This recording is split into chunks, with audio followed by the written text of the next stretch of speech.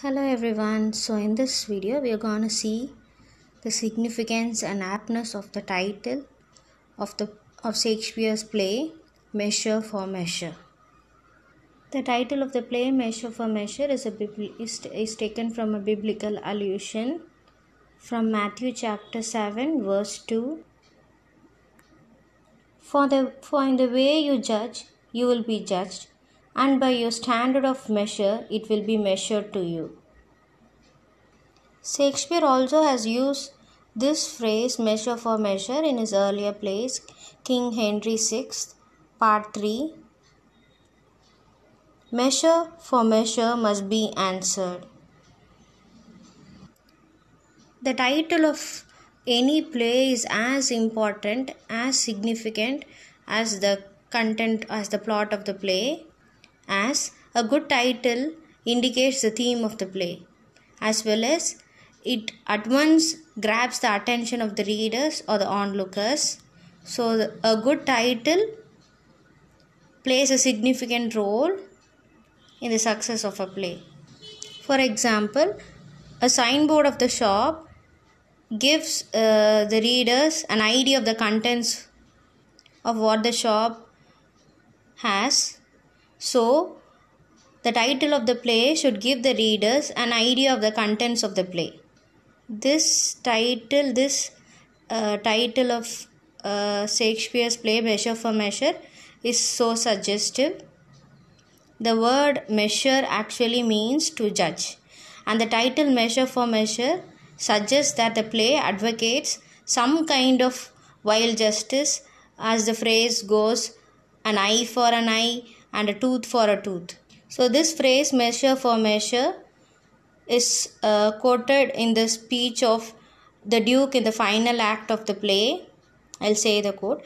An angel for Claudio, death for death, haste still pays haste, and leisure answers leisure, like doth quit like the and measure still measure.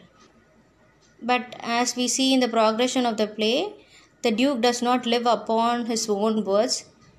The whole play is about judging, as to the title. So everyone in the play judges everybody else. So first Angelo judges Claudio. Next Claudio and Lucio judge Isabella. Next Aeschylus judges Pompey. But everyone do judge from their professional angles. Pompey too judges from his professional point of view. He judges the society from that. Another character, Barnardine, weighs human life by his own morose philosophy, and the Duke bustles around judging all with the amount of success that usually attends one in sweat to overtake his neglected business. Walter Pater, the famous essayist and critic, has given a statement of criticism of the play Measure for Measure through poetic justice. So what is poetic justice first? Poetic justice is virtue rewarded and vice punished. So Walter Pater states that the action of the play, like the action of life itself for the keen observer, develops in us the conception of this poetic justice, the true justice of which Angelo knows nothing, because it lies for the most part beyond the limits of any acknowledged law. He says that the idea of justice involves the idea of rights, but at the bottom, rights are equivalent to that which really is to facts. He also adds that the recognition of his rights, therefore, the justice he requires of our hands, of our thoughts, in recognition of that which the person in his inmost nature really is. So he concludes that sympathy alone can discover that which really is in matters of feeling and thought. True justice is in its essence a finer knowledge through love. So he concludes by saying that only through sympathy and we can of feeling and thought we can understand what true justice is. That could be known only through true love. he quotes this: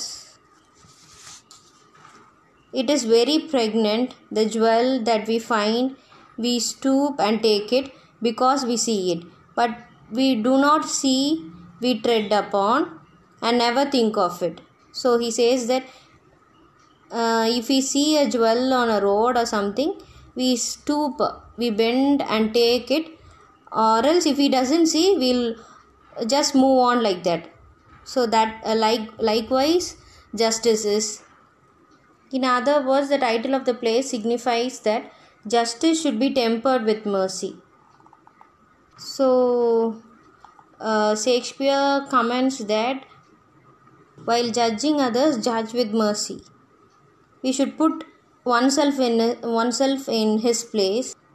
That is what Isabella means when she says, "I would to heaven I had your potency and you were Isabel." So she says that if I had been you, I would be to heaven and you were Isabel. So Shakespeare through this play tries to give a moral note that we are all sinners and we should be merciful if we expect mercy from the Most High. As we chant God's prayer daily,